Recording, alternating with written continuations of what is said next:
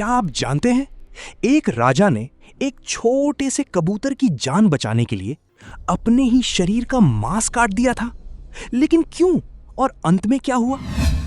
त्रिलोक में अपनी दया और न्याय के लिए प्रसिद्ध थे राजा शिवी।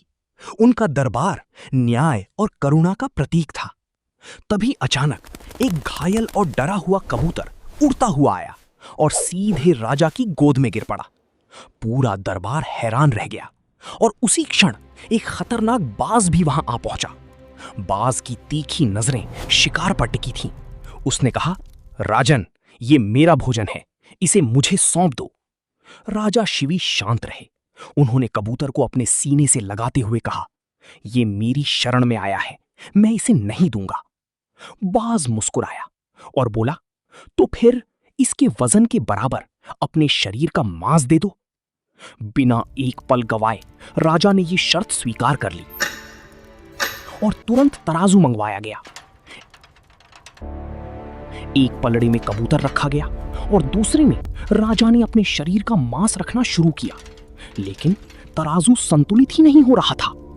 राजा ने देखा, जितना भी मांस रखा जाए कबूतर का पलड़ा हमेशा भारी ही रहता है।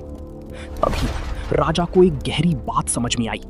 ये सिर्फ मांस का नहीं बल्कि त्याग और समर्पण का परीक्षण था।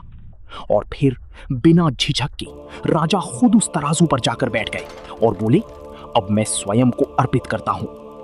उसी क्षण पूरा वातावरण बदल गया। आकाश से पुष्प वर्षा होने लगी।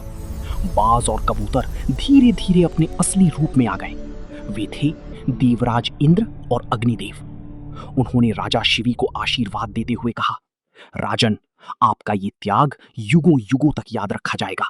और उसी पल उनका शरीर दिव्य प्रकाश से ठीक हो गया। याद रखिए, सच्चा नायक वही होता है जो दूसरों की रक्षा के लिए अपने आप को भी न्यौछावर कर दे।